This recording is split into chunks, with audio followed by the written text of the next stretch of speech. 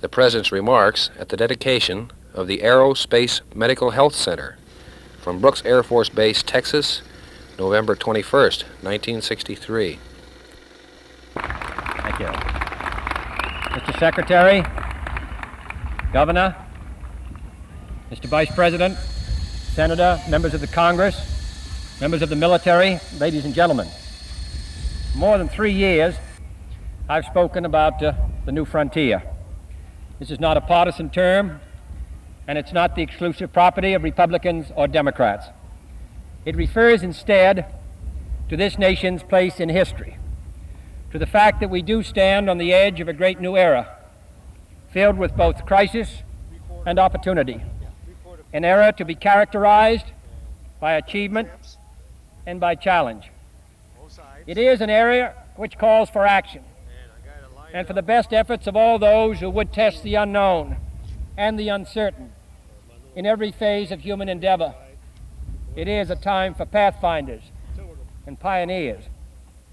I have come to Texas today to salute an outstanding group of pioneers, the men who manned the Brooks Air Force Base School of Aerospace Medicine and the Aerospace Medical Center. It is fitting that San Antonio should be the site of this center and this school as we gather to dedicate this complex of buildings. For this city has long been the home of the pioneers in the air. It was here that Sidney Brooks, whose memory we honor today, was born and raised. It was here that Charles Lindbergh and Claire Chennault and a host of others who in World War I and World War II and Korea and even today have helped demonstrate American mastery of the skies, trained at Kelly Field and Randolph Field, which form a major part of aviation history. And in the new frontier of outer space, while headlines may be made by others in other places, history is being made every day by the men and women of the Aerospace Medical Center, without whom there could be no history. Many Americans make the mistake of assuming that space research has no values here on Earth. Nothing could be further from the truth.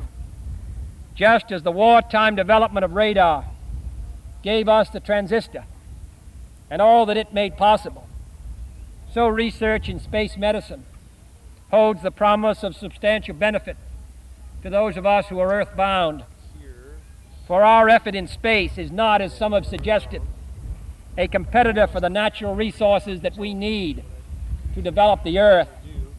It is a working partner and a co-producer of these resources. And nothing makes this clearer than the fact that medicine in space is going to make our lives healthier and happier here on Earth. I give you 3 examples. First, medical space research may open up new understanding of man's relation to his environment. Examination of the astronaut's physical and mental and emotional reactions can teach us more about the differences between normal and abnormal, about the causes and effects of disorientation in metabolism, which could result in extending the lifespan.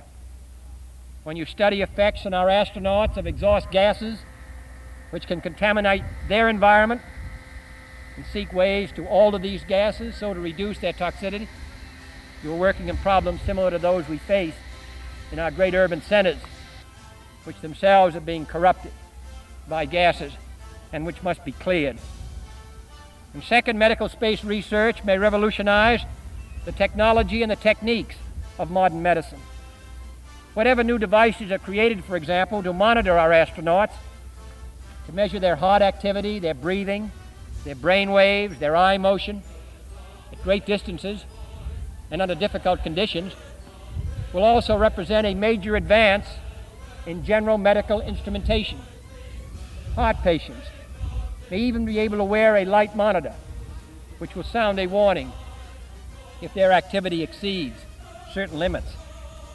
An instrument recently developed to record automatically the impact of acceleration upon an astronaut's eyes will also be of help to small children who are suffering miserably from eye defects but are unable to describe their impairment. and also by the use of instruments similar to those used in Project Mercury